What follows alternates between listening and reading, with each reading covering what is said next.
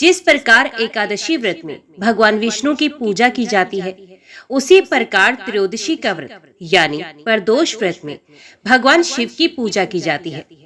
जब त्रयोदशी का व्रत शुक्रवार के दिन आ जाए तो उस प्रदोष व्रत को शुक्र प्रदोष व्रत कहा जाता है। शुक्र प्रदोष व्रत करने से भगवान शिव और माता पार्वती के साथ साथ शुक्रदेव की भी कृपा और आशीर्वाद प्राप्त होता है। शुक्रदेव दैत्यों और दानवों के गुरु भी हैं तथा जीवन में सुख समृद्धि और वैवाहिक सुख को देने वाले हैं। यदि किसी जातक की जन्म कुंडली में शुक्र ग्रह खराब अवस्था का हो तो उसे शुक्र प्रदोष व्रत का पालन अवश्य करना चाहिए। इस व्रत को करने से जीवन में विपत्ति तथा वैवाहिक समस्याओं का निवारण करने में मदद मिलती है। शुक्रदेव जी की पूजा में सफेद रंग का विशेष महत्व है। उनकी पूजा के लिए सफेद रंग के फूल, फल, मिठाई, वस्त्र आदि का उपयोग किया जाता है। यदि आप शुक्रदेव को संतुष्ट करना चाहते हैं तो आपको उनके इष्ट देव भगवान शिव की पूजा करनी चाहिए। इस प्रकार शुक्र प्रदोष व्रत का पालन करके आप वास्तव में भगवान शिव और माता पार्वती के साथ साथ शुक्र देव की कृपा और आशीर्वाद भी प्राप्त कर सकते हैं। इस व्रत का पारण अगले दिन शिवलिंग पर जल चढ़ाने से होता है।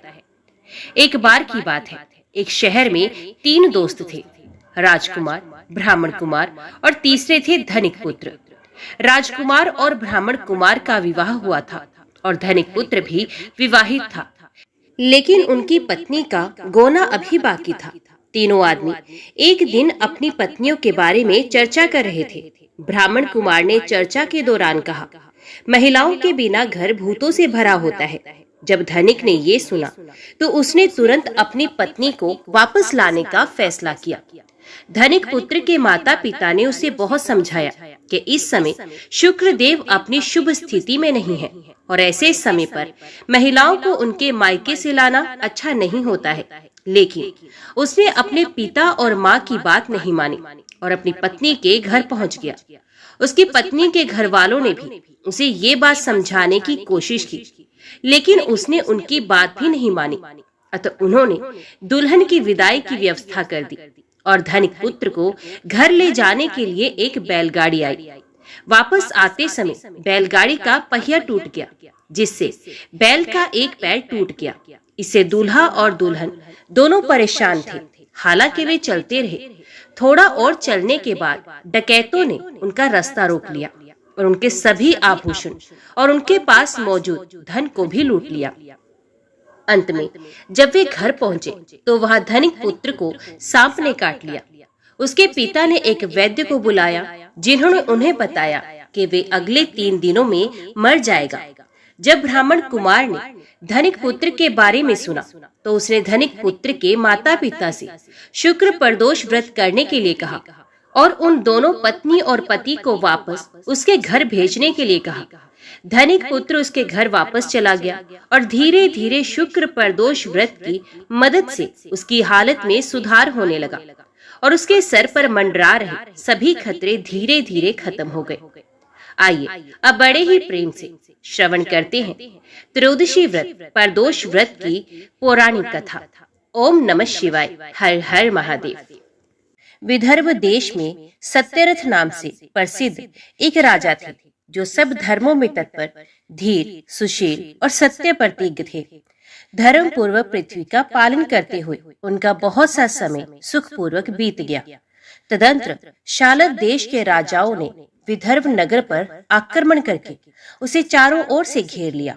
अपनी पुरी को शत्रुओं से घिरी हुई देख विदर्भ राज विशाल सेना साथ लेकर युद्ध के लिए आए। क्षत्रियों के साथ राजा का अत्यंत भयंकर युद्ध हुआ। शालवों की बहुत बड़ी सेना मारी गई, परंतु अंत में विदर्भ राज भी उनके हाथ से मारे गए। मंत्रियों सहित उस महारथी वीर राजा के मारे जाने पर मरने से बचे हुए सैनिक भाग खड़े हुए। उस समय विदर्भ राज सत्यरथ की एक पतिव्रता पत्नी अत्यंत शोकग्रस्त हो रात के समय राजभवन से निकलकर पश्चिम दिशा की ओर चली गई। वे गर्भवती थी। सवेरा होने पर धीरे धीरे मार्ग से जाती हुई उस साध्वी रानी ने बहुत दूर का रास्ता तय कर लेने के पश्चात एक स्वच्छ तालाब देखा और वे उसके किनारे शोभा पाने वाले एक छायादार वृक्ष के नीचे बैठ गई। भाग्यवश उसी निर्जन स्थान में वृक्ष के ही नीचे पतिव्रता रानी ने उत्तम गुणों से युक्त एक पुत्र को जन्म दिया। तत्पश्चात अत्यंत प्यास से व्याकुल हो वे सुंदर अंगों वाली रानी जलाशय में उतरी। इतने में ही एक बड़े भारी ग्राह ने आकर उसे अपना ग्रास बना लिया। वे बालक पैदा होते ही माता पिता से हीन हो गया और भूख प्यास से पीड़ित हो उस सरोवर के किनारे जोर जोर से रोने लगा। वे नवजात शिशु जब इस प्रकार क्रंदन कर रहा था, उसी समय भाग्यवश वहां एक श्रेष्ठ ब्राह्मणी आ पहुंची। वह भी अपने 1 वर्ष के बालक को गोद में लिए हुए थी। ब्राह्मणी निर्धन और विधवा थी, घर घर भीख मांगकर जीवन निर्वाह करती थी। उसका नाम उमा था। उसी सती साध्वी ब्राह्मणी ने उस राजकुमार को देखा। उसे अनाथ की भांति क्रंदन करते देख उसके मन ही मन विचार किया, अहो ये तो बड़े आश्चर्य की बात है कि ये नवजात शिशु जिसकी नाल भी अभी तक नहीं कटी पड़ा हुआ है, इसकी माता कहाँ गई? ना इसका पिता है, ना कोई बंधु बांधव है। ये दीन अनाथ बालक बिना बिस्तर के भूमि पर सो रहा है। ये चांडाल का पुत्र है या शूद्र का, वैश्य का है या ब्राह्मण का, अथवा ये क्षत्रिय का शिशु है? इसका निश्चय कैसे किया जाए? मैं शिशु को उठाकर अपने सगे पुत्र की तरह अवश्य पालन कर सकती हूँ, परंतु ये किस कुल का है ये ना जानने के कारण इसे छूने का साहस नहीं होता। वे पतिव्रता ब्राह्मणी जब इस प्रकार कह रही थी, उसी समय कोई सन्यासी महात्मा वहां आ गए। वैसे जान पड़ते थे मानो साक्षात शंकर हो।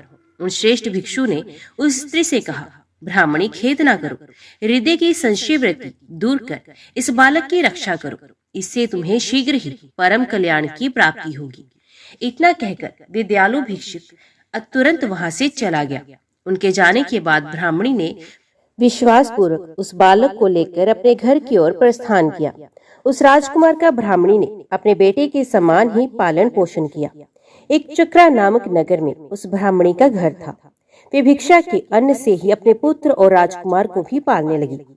ब्राह्मणों ने ब्राह्मणी के तथा राजा के भी पुत्र का संस्कार कर दिया। वे दोनों सर्वत्र सम्मानित होकर दिन दिन बढ़ने लगे। समय आने पर उनका उपनयन संस्कार हुआ। अब वे दोनों बालक एक साथ रहकर नियमों का पालन करने लगे। दोनों माता के साथ प्रतिदिन भिक्षा के लिए जाते। एक दिन वे ब्राह्मणी उन दोनों बालकों के साथ भीख मांगती हुई देव योग से देव मंदिर में गई। वहां बड़े बूढ़े ऋषि मुनि रहा करते थे। उन दोनों बालकों को देखकर परम बुद्धिमान शांडिल्य नामक मुनि ने कहा, अहो देव का बल बड़ा विचित्र है। कर्मों का उल्लंघन करना किसी भी जीव के लिए अत्यंत कठिन है। देखो ना, ये बालक दूसरी माता की शरण लेकर भिक्षा से जीवन निर्वाह करता है। इस ब्राह्मणी को ही श्रेष्ठ माता के रूप में पाकर ब्राह्मण बालक के साथ ब्राह्मण भाव को प्राप्त हो गया। शांडिल्य मुनि का ये वचन सुनकर ब्राह्मणी को बड़ा विस्मय हुआ। उसने भरी सभा में मुनि को प्रणाम करके पूछा, ब्राह्मण, एक सन्यासी के कहने से मैं इस बालक को अपने घर ले आई हूँ। यद्यपि अभी तक इसके कुल का पता नहीं लगा, तथापि मैं पुत्र की भांति इसका पालन पोषण करती हूँ। आप ज्ञान के नेत्रों से देखते हैं, अतः आपसे मैं ये जानना चाहती हूँ कि ये बालक किस कुल में उत्पन्न हुआ है और इसके माता पिता कौन है? मुनि बोले, ये विदर्भ देश के राजा का पुत्र है। इतना कहकर मुनि ने उस बालक के पिता के युद्ध में मारे जाने का तथा उसकी माता के ग्राह द्वारा ग्रस्त होने का सब समाचार पूर्ण रूप से बताया। ये सुनकर ब्राह्मणी को और भी आश्चर्य हुआ। अतः उसने फिर से प्रश्न किया, महामुनि, वे राजा संपूर्ण भोगों को छोड़कर युद्ध में क्यों मरे और इस बालक को दरिद्रता कैसे प्राप्त हुई? अब दरिद्रता को नष्ट करके ये पुण्य राज्य कैसे प्राप्त करेगा? मेरा ये पुत्र भी भिक्षा के द्वारा ही जीवन निर्वाह करता है। इसकी दरिद्रता के निवारण का भी कोई उपाय बताएं। शांडिल्य ने कहा, इस राजकुमार के पिता विदर्भ राज पूर्व जन्म में पांडे देश के श्रेष्ठ राजा थे।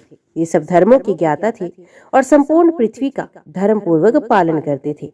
एक दिन प्रदोष काल में राजा भगवान शंकर का पूजन कर रहे थे और बड़ी भक्ति से त्रिलोकीनाथ महादेव जी की आराधना में संलग्न थे।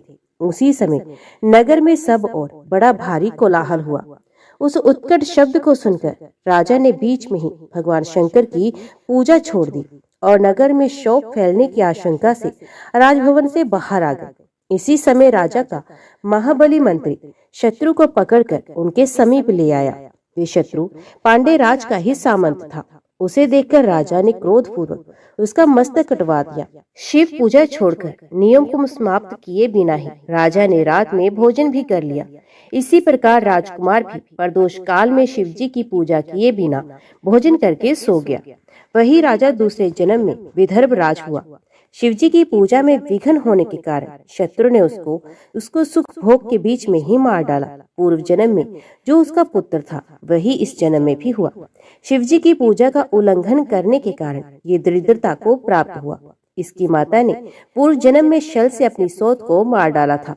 उस महान पाप के कारण ही वे इस जन्म में ग्रह के द्वारा मारी गई। मैं सत्य कहता हूँ, परलोक में हित की बात कहता हूँ, शास्त्रों का सार एवं उपनिषदों का हृदय कहता हूँ। इस भयंकर आसार संसार को प्राप्त हुए जीव के लिए ईश्वर के चरणारविंदों की सेवा ही सार वस्तु है। जो प्रदोष काल में अन्यचित होकर परमेश्वर के चरणारविंदों की पूजा करते हैं, वे संसार में सदा बढ़ने वाले धन धान्य, स्त्री पुत्र, सौभाग्य और संपत्ति के द्वारा सबसे बढ़कर होते हैं। ब्राह्मणी, ये तुम्हारा पुत्र पूर्व जन्म में उत्तम ब्राह्मण था। इसने सारी उम्र केवल दान लेने में ही बिताई, यज्ञ आदि सत्कर्म नहीं किए, इसलिए ये दरिद्रता को प्राप्त हुआ। उस दोष का निवारण करने के लिए अब ये भगवान शंकर की शरण में जाए। सूत जी कहते हैं, मुनि के इस प्रकार कहने पर साध्वी ब्राह्मणी ने उन्हें प्रणाम करके शिव पूजन की विधि का क्रम पूछा। शांडिल्य बोले, दोनों पक्षों की त्रयोदशी को मनुष्य जब निराहार रहे तब सूर्यास्त से 3 घड़ी पहले स्नान करे, फिर श्वेत वस्त्र धारण करके धीर पुरुष संध्या और जप आदि नित्य क्रम की विधि पूरी करके मौन होकर शास्त्र विधि का पालन करते हुए भगवान शिव की पूजा आरंभ करे। भगवत विग्रह के आगे की भूमि को नए निकाले हुए शुद्ध जल से भली भांति लीप पोत कर सुंदर मंडल बनाए। धोत वस्त्र आदि के द्वारा उस मंडल को सब ओर से घेर दे। ऊपर से चंदोवा आदि लगाकर फल फूल और नवीन अंकुर से उसको सजाए। मंडल के मध्य की भूमि में 5 रंगों से युक्त विचित्र कमल अंकित करके उसी पर सुस्थिर एवं उत्तम आसन बिछाकर बैठ जाए और हृदय में भक्ति भाव से युक्त हो पूजा की सब सामग्री एकत्रित करे। फिर पवित्र भाव से शास्त्रोक्त मंत्रों द्वारा देवपीठ को आमंत्रित करे। तत्पश्चात क्रमश आत्म शुद्धि और भूत शुद्धि आदि करके 3 प्राणायाम करे।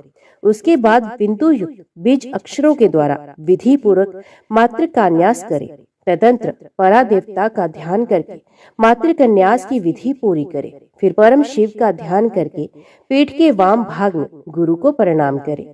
दक्षिण भाग में गणेश जी को मस्तक झुकाए। दोनों अंश दोनों उरुओं में धर्म आदि का न्यास करे। नाभि तथा पार्श्व भागों में अधर्म आदि का न्यास करे। तत्पश्चात हृदय में अनंत आदि का न्यास करके देव पीठ पर मंत्र का न्यास करे। आधार शक्ति से लेकर ज्ञानात्मक का क्रमश न्यास करके हृदय में एक कमल की भली भांति भावना करे। वे कमल 9 शक्तियों से युक्त एवं परम सुंदर हो। उसी कमल की कर्णिका में कोटि कोटि चंद्रमाओं के समान प्रकाशमान उमापति भगवान शिव का ध्यान करे। भगवान के 3 नेत्र हैं। मस्तक पर चंद्रमा का मुकुट शोभा पाता है। जटा जूट कुछ कुछ पीला हो गया है। उस पर रत्न जटित किरीट सुशोभित है। उनके कंठ में नील चिन्ह है और अंग अंग से उदारता सूचित होती है। सर्पों के हार से उनकी बड़ी शोभा हो रही है। उनके एक हाथ में वरद और दूसरे में अभय की मुद्रा है। वे फरसा धारण करते हैं। उन्होंने नाग का कंकण, केयूर, अंग तथा मुद्रिका धारण कर रखी है। वे व्याघ्र चर्म पहने हुए रत्न में सिंहासन पर विराजमान है। उनके वाम भाग में गिरिराज नंदिनी उमा देवी का चिंतन करें। इस प्रकार महादेव जी की तथा गिरिजा देवी का ध्यान करके क्रमश गंध आदि से उनकी मानसिक पूजा करें। 5 वैदिक मंत्रों से गंध आदि द्वारा पूर्वोक्त 5 स्थानों में अथवा हृदय में पूजा करें। फिर मूल मंत्र से 3 बार हृदय में ही पुष्पांजलि दें। उसके बाद सिंहासन पर महादेव जी का पुण्य पूजन प्रारंभ करें। पूजा के आरंभ में एकाग्रचित होकर संकल्प पढ़े। तदंतर हाथ जोड़कर मन ही मन भगवान शिव का ध्यान एवं आवाहन करें। हे भगवान शंकर, आप ऋण, पातक, दुर्भाग्य और दरिद्रता आदि की निवृत्ति के लिए तथा संपूर्ण पापों का नाश करने के लिए मुझ पर प्रसन्न होइए। मैं दुख और शोक की आग में जल रहा हूँ, संसार भय से पीड़ित हूँ, अनेक प्रकार के रोगों से व्याकुल और दीन हूँ। वृषभ वाहन मेरी रक्षा कीजिए। देव देवेश्वर सबको निर्भय कर देने वाले महादेव जी, आप यहाँ पधारिए और मेरी की हुई इस पूजा को पार्वती जी के साथ ग्रहण कीजिए। इस प्रकार संकल्प और आवाहन करके पूजा आरंभ करनी चाहिए। तत्पश्चात मनुष्य एकाग्रचित हो रुद्र सूक्त का पाठ करते हुए वहां स्थापित किए हुए शंख के जल से और पंचामृत से महादेव जी का अभिषेक करके भांति भांति के मंत्रों से आसन आदि उपचारों को समर्पित करें। भावना द्वारा दिव्य वस्त्रों से विभूषित स्वर्ण सिंहासन की कल्पना करें और उसी पर भगवान को विराजमान करके अष्ट गुण युक्त अर्घ्य और पादम निवेदन करे। फिर शुद्ध जल से आचमन कराकर मधु पर्क दे। उसके बाद पुण्य आचमन के लिए जल देकर मंत्रोच्चारण पूर्वक स्नान कराए। फिर यज्ञोपवीत वस्त्र और आभूषण अर्पण करे। परम पवित्र अष्टांग युक्त चंदन चढ़ाए। बिल्व मदार, लाल कमल, धतूर, कनेर, सनई का फूल, चमेली, कुशा, अपामार्ग, तुलसी, जूही, चंपा, भटकटैया और करवीर के फूलों में से जितने मिल जाए उन सबको शिव उपासक भगवान शिव पर चढ़ाए। इनके अतिरिक्त भी नाना प्रकार के सुगंधित पुष्प निवेदन करें। तत्पश्चात लाल चंदन से उत्पन्न धूप और निर्मल दीप समर्पित करें। उसके बाद हाथ धोकर घी, नमकीन और साग, मिठाई, पुआ, शक्कर तथा गुड़ के बने हुए पदार्थ एवं खीर का नैवेद्य भोग लगाए। मधु, दही और जल भी अर्पण करें। उस खीर का ही मंत्रों द्वारा प्रज्वलित की हुई अग्नि में हवन करें। ये होम शास्त्रोक्त विधि से आचार्य के कथनानुसार संपन्न करना चाहिए। भगवान शंकर को नैवेद्य देकर मुख शुद्धि के लिए उत्तम तांबूल अर्पण करें। धूप आरती, सुंदर शस्त्र, उत्तम दर्पण को वैदिक तांत्रिक मंत्रों द्वारा विधि पूर्वक समर्पित करें। यदि ये सब करने में अपने में शक्ति ना हो, अधिक धन का अभाव हो, तो अपने पास जितना धन हो उसी के अनुसार भगवान की पूजा करें। गौरीपति भगवान शंकर भक्ति पूर्वक भेंट किए हुए पुष्प मात्र से भी संतुष्ट हो जाते हैं। तदंतर स्तोत्रों द्वारा स्तुति करके भगवान को साष्टांग प्रणाम करें। फिर परिक्रमा करके पूजा समर्पित करने के पश्चात विधि पूर्वक श्री गिरजापति की प्रार्थना करें। देव जगन्नाथ आपकी जय हो, सनातन शंकर आपकी जय हो, संपूर्ण देवताओं के अधीश्वर आपकी जय हो, सर्वदेव पूजित आपकी जय हो, सर्वगुणतीत आपकी जय हो, सबको वर देने वाले प्रभु आपकी जय हो, नित्य आधार रहित अविनाशी विशंभर आपकी जय हो, आपकी जय हो, संपूर्ण विश्व के लिए एकमात्र जानने योग्य महेश्वर आपकी जय हो, नागराज वासुकी को आभूषण के रूप में धारण करने वाले प्रभु आपकी जय हो, गौरीपति आपकी जय हो, चंद्रशेखर शंभु आपकी जय हो, कोटि सूर्य के समान तेजस्वी शिव आपकी जय हो, अनंत गुणों के आश्रय आपकी जय हो, भयंकर नेत्रों वाले इंद्र आपकी जय हो, अचिंत्य निरंजन आपकी जय हो, नाथ दया सिंधु आपकी जय हो, भक्तों की पीड़ा का नाश करने वाले प्रभु आपकी जय हो, दुष्ट संसार सागर से पार उतारने वाले परमेश्वर आपकी जय हो। महादेव, मैं संसार के दुखों से पीड़ित एवं खिन्न हूँ, मुझ पर प्रसन्न होइए। परमेश्वर, समस्त पापों के भय का अपहरण करके मेरी रक्षा कीजिए। मैं महान दरिद्र के समुद्र में डूबा हुआ हूँ, बड़े बड़े पापों ने मुझे आक्रांत कर लिया है। मैं महान शोक से नष्ट और बड़े बड़े रोगों से व्याकुल हूँ, सब ओर से ऋण के भार से लदा हुआ हूँ, पाप कर्मों की आग में जल रहा हूँ और ग्रहों से पीड़ित हो रहा हूँ। शंकर, मुझ पर प्रसन्न होइए। निर्धन मनुष्य इस प्रकार पूजा के अंत में भगवान गिरजापति की प्रार्थना करे। राजा को इस प्रकार भगवान शंकर की प्रार्थना करनी चाहिए। हे शंकर जी, आपके प्रसाद से मेरे सदा आनंद रहे, मेरे राज्य में लुटेरे ना रहे, सब लोग निरापद होकर रहे, पृथ्वी पर अकाल महामारी आदि के संताप शांत हो जाए, सबकी खेती धन धान्य से समृद्ध हो, संपूर्ण दिशाओं में सुख का साम्राज्य छा जाए। इस प्रकार प्रदोष व्रत के दिन गिरजापति भगवान शंकर की आराधना करें, ब्राह्मणों को भोजन कराए और उन्हें दक्षिणा देकर संतुष्ट करे। इस प्रकार मैंने सब पापों का नाश और सब प्रकार की दरिद्रता का निवारण तथा समस्त मनोवांछित वस्तुओं का दान करने वाले शिव पूजा का वर्णन किया। ये शिव की पूजा शिव जी के द्रव्य का हरण करने के पाप को छोड़कर शेष सभी महापातकों और उपपातकों के महान समुदाय का नाश करती है। यदि ये दोनों बालक इसी प्रकार भगवान शंकर का पूजन प्रत्येक प्रदोष के दिन करते रहे तो वर्ष भर के भीतर ही इन्हें उत्तम सिद्धि की प्राप्ति होगी। शांडिल्य मुनि का ये वचन सुनकर उस ब्राह्मणी ने दोनों बालकों के साथ मुनि के चरणों में प्रणाम किया और इस प्रकार कहा, भगवान, आज मैं आपके दर्शन मात्र से कृतार्थ हो गई हूँ। ये दोनों बालक आज से आपकी शरण में हैं। ब्राह्मण, ये मेरा पुत्र है और इसका नाम शुचिव्रत है, और ये राजकुमार है जिसका नाम मैंने धर्मगुप्त रखा है। ये दोनों बालक और मैं भी सभी आपके चरणों के दास हैं। इस घोर दारिद्र्य सागर में गिरे हुए हम सबका आप ही उद्धार कीजिए। इस प्रकार शरण में आई हुई ब्राह्मणी को अमृत के समान मधुर वचनों द्वारा आश्वासन देकर मुनि ने उसके दोनों बालकों को भगवान शंकर के आराधन की मंत्र विद्या का उपदेश दिया। तत्पश्चात दोनों बालक और ब्राह्मणी मुनि की आज्ञा ले वहां से चले गए। मुनिवर के उपदेश अनुसार दोनों बालक प्रत्येक प्रदोष व्रत के दिन पार्वती वल्लभ शिव की आराधना करने लगे। इस प्रकार शिव पूजा करते हुए द्विज कुमार और राजकुमार के 4 महीने सुखपूर्वक बीत गए। एक दिन द्विज कुमार राजकुमार को साथ लिए बिना ही नदी के तट पर स्नान करने के लिए चला गया और वहां मौज से देर तक इधर उधर घूमता रहा। वहां झरने के जल के आघात से खाई की भूमि कट जाने से उसमें गड़ा हुआ एक बड़ा भारी खजाने का कलश चमक रहा था, जिस पर ब्राह्मण कुमार की दृष्टि पड़ी। उसे देखकर वे सहसा हर्ष और कौतूहल में भरकर उसके समीप गया और उसे देवता के प्रसाद से प्राप्त हुआ मानकर सर पर लेकर घर को चल दिया तथा घर के भीतर उस घड़े को रखकर माता से कहा, माँ, ये भगवान शंकर का प्रसाद तो देखो। उन्होंने दया करके घड़े के रूप में ये खजाना दिखला दिया। तब उस पतिव्रता ब्राह्मणी ने राजकुमार को भी बुलाकर कहा, पुत्रो, इस खजाने के घड़े को तुम दोनों आपस में बराबर बराबर बांट लो। माता की बात सुनकर ब्राह्मण के पुत्र को प्रसन्नता हुई, किंतु राजपुत्र ने उससे कहा, माँ, ये तुम्हारे ही पुत्र के पुण्य से प्राप्त हुआ है, अतः मैं इस खजाने को बांटकर लेना नहीं चाहता। अपने पुण्य से प्राप्त हुए खजाने का ये स्वयं ही उपभोग करे। वे ही भगवान शंकर मुझ पर भी कृपा करेंगे। इस प्रकार प्रसन्नता पूर्वक भगवान शंकर की पूजा करते हुए उन दोनों कुमारों का उसी घर में 1 वर्ष व्यतीत हो गया।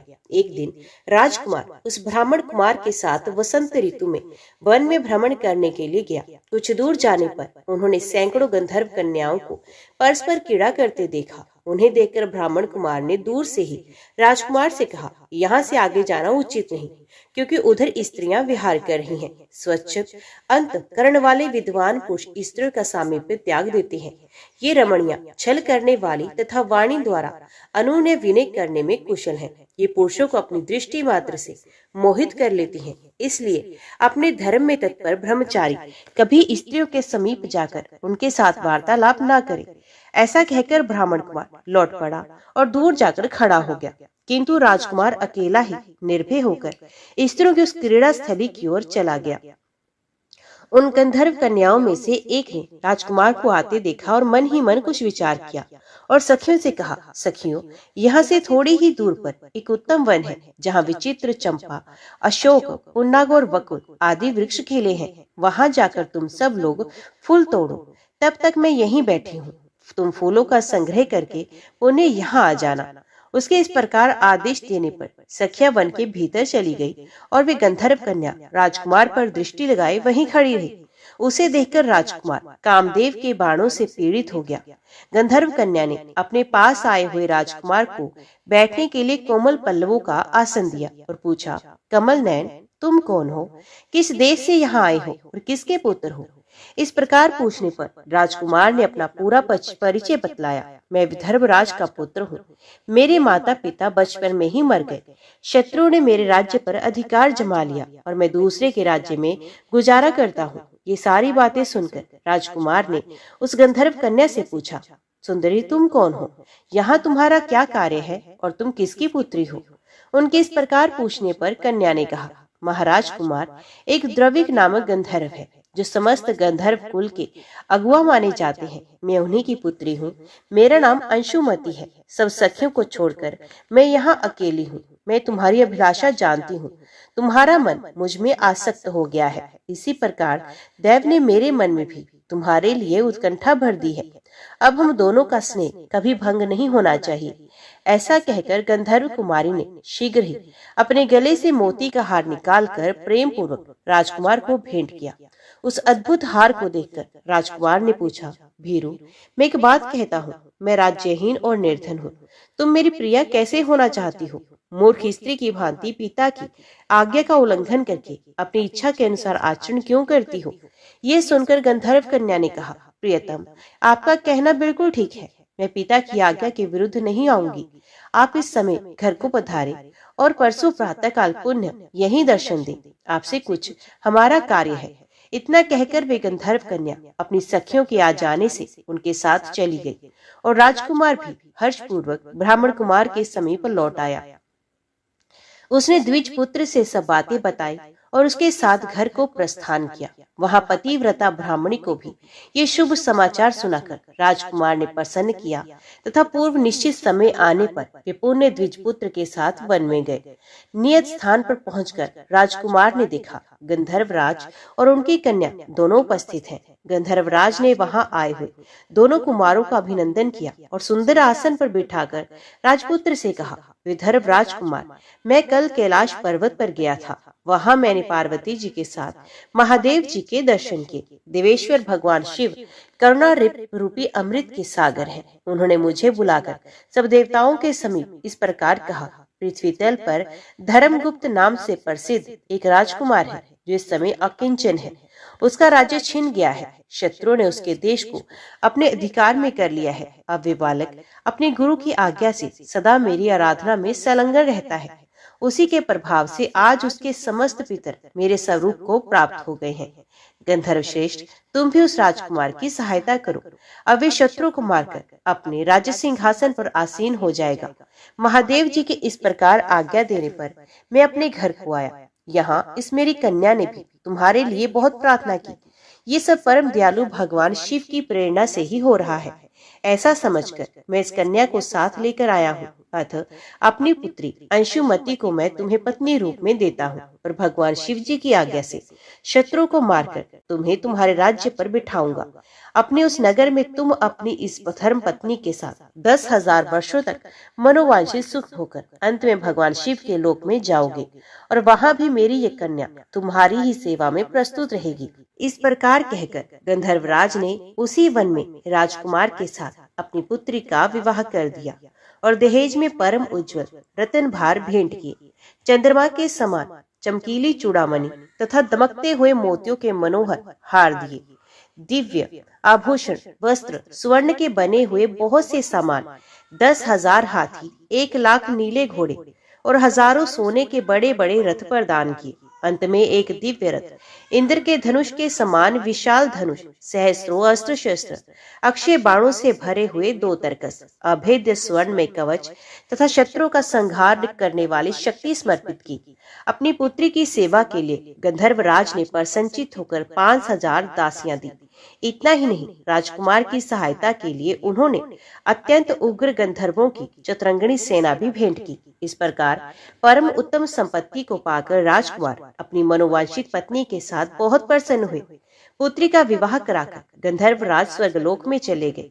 धर्मगुप्त विवाह के अनंतर गंधर्वों की सेना के साथ अपने नगर को गए और वहां उन्होंने शत्रु सेना का संहार करके राजधानी में प्रवेश किया। तत्पश्चात श्रेष्ठ ब्राह्मणों और मंत्रियों ने मिलकर राजकुमार का अभिषेक किया और वे रत्नमय सिंहासन पर आरूढ़ होकर अकंटक राज्य का उपभोग करने लगे। जिस ब्राह्मण पत्नी ने उनका अपने पुत्र की भांति पालन किया था, वही उनकी माता हुई। वे द्विज कुमार ही भाई हुआ और गंधर्व राजपुत्री अंशुमति महारानी के पद पर प्रतिष्ठित हुई। भगवान शंकर की आराधना करके धर्मगुप्त विदर्भ देश के राजा हो गए। इसी प्रकार दूसरे लोग भी प्रदोष व्रत के दिन गिरजापति की आराधना करके मनोवांछित कामनाओं की प्राप्त कर लेते हैं और देहवासान होने पर परम गति को प्राप्त होते हैं। सूत जी कहते हैं, जो प्रदोष व्रत के परम अद्भुत पुण्य में महात्म्य को उस व्रत के दिन शिव पूजन के पश्चात एकाग्रचित होकर सुनता अथवा पढ़ता है, उसे 100 जन्मों तक कभी दरिद्रता नहीं होती और अंत में वे ज्ञान के ऐश्वर्य से युक्त हो भगवान शंकर के परम धाम को प्राप्त होता है। सूत जी कहते हैं, उज्जैनी में चंद्रसेन नामक एक राजा थे। वे उसी नगर में निवास करने वाले भगवान महाकाल का पूजन करते थे। शिव के पार्षदों में अग्रगण्य तथा अमंगलों को जीतने वाले विश्व वंदित मणिभद्र जी राजा चंद्रसेन के सखा हो गए थे। उन्होंने राजा पर प्रसन्न होकर एक समय उन्हें दिव्य चिंतामणि प्रदान की, जो कौस्तुभ मणि तथा सूर्य के समान देदीप्यमान थी। वे देखने, सुनने अथवा ध्यान करने पर भी मनुष्य को मनोवांछित वस्तु प्रदान करती थी। राजा उस चिंतामणि को कंठ में धारण करके जब सिंहासन पर बैठते थे, तब देवताओं में सूर्य नारायण की भांति उनकी शोभा होती थी।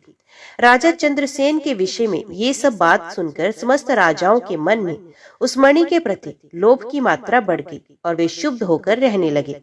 एक बार उन सब ने बहुत सी सेना साथ लेकर क्रोध पूर्वक पृथ्वी को कंपित करते हुए आक्रमण किया और उज्जैनी के चारों द्वारों को घेर लिया। अपनी पुरी को घिरी हुई देख राजा चंद्रसेन भगवान महाकाल की शरण में गए और मन को संदेह रहित करके दृढ़ निश्चय के साथ उपवास पूर्वक दिन रात अनन्य भाव से भगवान गौरीपति की आराधना करने लगे। उन्हीं दिनों उस नगर में कोई ग्वालिन रहती थी, जिसके एकमात्र पुत्र था। वे विधवा थी और उज्जैनी में बहुत दिनों से रहती थी। वे अपने 5 वर्ष के बालक को लिए हुए महाकाल के मंदिर में गई और राजा चंद्रसेन द्वारा की हुई गिरजापति की महापूजा का दर्शन किया। शिव पूजन का यह आश्रम में उत्सव देखकर उसने भगवान को प्रणाम किया और पुनः अपने निवास स्थान को लौट आई। ग्वालिन के उस बालक ने भी वे सारी पूजा देखी। अतः घर आने पर उसने कौतूहलवश शिवजी की पूजा प्रारंभ की, जो संसार से वैराग्य प्रदान करने वाली है। एक सुंदर पत्थर लाकर उसे घर से थोड़ी ही दूर पर एकांत स्थान में रख दिया और उसी को शिवलिंग माना। फिर अपने हाथ से मिलने लायक जो कोई भी फूल दिखाई दी, उन सबका संग्रह करके उस बालक ने जल से शिवलिंग को स्नान कराया और भक्ति पूर्वक पूजन किया। तत्पश्चात कृत्रिम अलंकार, चंदन, धूप, दीप और अक्षत आदि उपचारों से अर्चना करके मन कल्पित दिव्य वस्तु से भगवान को नैवेद्य निवेदन किया। सुंदर सुंदर पत्रों और फूलों से बार बार पूजा करके भांति भांति से नृत्य किया और बारंबार भगवान के चरणों में शीश झुकाया। इस प्रकार अनन्य चित्त होकर शिव की आराधना में लगे हुए अपने पुत्र को ग्वालिन ने बड़े प्यार से भोजन के लिए बुलाया। उसका मन तो पूजा में लगा हुआ था। माता के बहुत बुलाने पर भी उसे भोजन करने की इच्छा नहीं हुई। तब उसकी माँ स्वयं उसके पास गई और उसे शिव की आगे आंखें बंद करके ध्यान लगाए बैठा देख हाथ पकड़कर खींचने लगी। इतने पर भी जब वे नहीं उठा, तब उसने क्रोध में आकर उसे खूब पीटा। खींचने और मारने पीटने पर भी जब उसका पुत्र नहीं आया, तब उसने वे शिवलिंग उठाकर दूर फेंक दिया और उस पर चढ़ाई हुई सारी पूजा सामग्री नष्ट कर दी। ये देखकर बालक हाय हाय कर रो उठा। रोष में भरी हुई ग्वालिन अपने बेटे को डांट डपट कर घर चली गई। भगवान शिव की पूजा को माता के द्वारा नष्ट देखकर वे बालक देव देव महादेव कहकर पुकारने लगा और मूर्छित हो गया। उसके नेत्रों से आंसू की धारा प्रवाहित हो रही थी। 2 घड़ी बाद जब उसे चेत हुआ, तब उसने आंखें खोली और देखा उसका वही निवास स्थान परम सुंदर शिवालय हो गया था। मणियों के खंभे उसकी शोभा बढ़ा रहे थे। उसके द्वार, किवाड़ तथा सदर फाटक सब स्वर्णमय हो गए थे। वहां की भूमि बहुमूल्य नीलमणि तथा हीरो की वेदिकाओं से सुशोभित थी। ये सब देखकर वे सहसा उठा और हर्ष से परमानंद के समुद्र में निमग्न हो गया। उसने समझ लिया ये सब शिवजी की पूजा का महात्म्य है। उसी के प्रभाव से ये दिव्य विभूति प्रकट हुई है। तत्पश्चात उस बालक ने अपनी माता के अपराध की शांति के लिए पृथ्वी पर मस्तक रखकर साष्टांग प्रणाम किया और इस प्रकार कहा, देव उमापते, मेरी माता का अपराध क्षमा कीजिए। वे मूढ़ हैं, आपके प्रभाव को नहीं जानती। शंकर, आप उस पर प्रसन्न होइए। यदि मुझ में आपकी भक्ति से उत्पन्न हुआ कुछ भी पुण्य है, तो उससे मेरी माता आपकी दया प्राप्त करे। इस प्रकार भगवान शंकर को बार बार प्रसन्न करके उनके चरणों में मस्तक झुकाकर सूर्यास्त के समय वे बालक शिवालय से बाहर निकला और उसने अपने शिविर को देखा। वे इंद्र नगर के समान शोभा पा रहा था। वहां सब कुछ तत्काल स्वर्णमय होकर विचित्र वैभव से प्रकाशित होने लगा। भवन के भीतर प्रवेश करके बालक ने देखा उसकी माँ बहुमूल्य रत्न में पलंग पर बिछी हुई श्वेत रंग की छैया पर निर्भय होकर सो रही है और उसको याद कर रही है। उसने माता को जगाया। ग्वालिन बड़े वेग से उठी और अपने को, अपने पुत्र को तथा अपने घर को भी अपूर्व रूप में देखकर आनंद से विवल हो गई। पुत्र के मुख से गिरजापति शंकर का ये सब प्रसाद सुनकर ग्वालिन ने राजा को सूचना दी, जो निरंतर भगवान शिव के भजन में लगे रहते थे। राजा अपना नियम पूरा करके रात में सहसा वहां आए और ग्वालिन के पुत्र का ये प्रभाव, जो शंकर जी के संतोष से प्रकट हुआ था, वो देखा। स्वर्ण में शिव मंदिर, रतन में शिवलिंग तथा सुंदर मणि माणिक्यों से जगमगाता हुआ ग्वालिन का महल देखकर राजा चंद्रसेन पुरोहित और मंत्रियों के साथ 2 घड़ी तक आश्चर्यचकित हो परमानंद में ही डूबे रहे। तत्पश्चात उन्होंने नेत्रों से प्रेम के आंसू बहाते हुए ग्वालिन के उस बालक को हृदय से लगा लिया। भगवान शिव के इस अद्भुत महात्म्य की चर्चा समस्त पूर्ववासियों में बड़े वेग से फैली और यही कहते सुनते वे रात मानो क्षण भर में ही व्यतीत हो गई। युद्ध के लिए आए हुए और नगर को चारों ओर से घेर कर खड़े हुए राजाओं ने भी प्रातःकाल दूतों के मुख से ये परम अद्भुत समाचार सुना। सुनते ही उनके मन से वैर भाव निकल गया। उन्होंने सहसा हथियार डाल दिए और चकित होकर महाराज चंद्रसेन की आज्ञा से नगर में प्रवेश किया।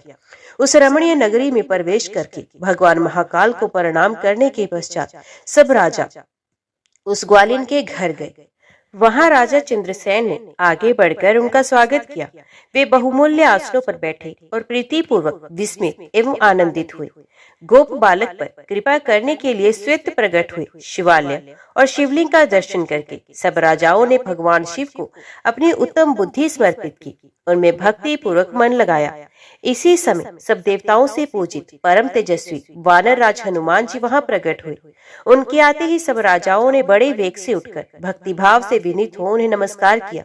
तब हनुमान जी ने कहा, राजाओं, भगवान शिव की पूजा के सिवा देहधारियों के लिए दूसरी कोई गति नहीं है। ये बड़े सौभाग्य की बात है कि इस गोप बालक ने शनिवार को प्रदोष व्रत के दिन बिना मंत्र के भी शिव का पूजन करके उन्हें पा लिया है। शनिवार को प्रदोष व्रत समस्त देहधारियों के लिए दुर्लभ है। कृष्ण पक्ष आने पर तो वे और भी दुर्लभ है। गोपवंश की कीर्ति बढ़ाने वाला ये बालक संसार में सबसे अधिक पुण्यात्मा है। इसकी वंश परंपरा में 8वीं पीढ़ी में महायशस्वी नंद उत्पन्न होंगे, जिनके यहाँ साक्षात भगवान नारायण उनके पुत्र रूप में प्रकट हो श्री कृष्ण के नाम से प्रसिद्ध होंगे। आज से ये गोपाल नंदन संसार में श्रीकर नाम से विख्यात होगा। अंजनी नंदन हनुमान जी ऐसा कहकर उस गोप बालक को शिव उपासना के आचार व्यवहार का उपदेश थे वहां से अंतर ध्यान हो गए। वे सब राजा हर्ष में भरकर महाराज चंद्रसेन की आज्ञा ले जैसे आए थे वैसे ही लौट गए। महातेजस्वी श्रीकर भी हनुमान जी का उपदेश पाकर धर्मज्ञ ब्राह्मणों के साथ शंकर जी की आराधना करने लगे। समय अनुसार भक्त श्रीकर, गोप तथा राजा चंद्रसेन दोनों ने भक्ति पूर्वक शिव की आराधना करके परम पद प्राप्त किया। ये परम पवित्र उपाख्यान कहा गया है।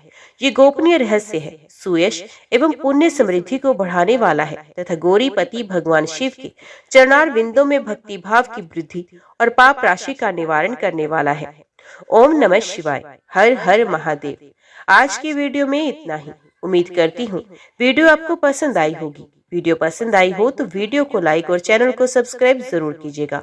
ओम नमः शिवाय लिखकर कमेंट बॉक्स में अपनी हाजिरी और अपने सुझाव देना ना भूलिएगा। तो मिलते हैं अगली कथा अगली वीडियो के साथ।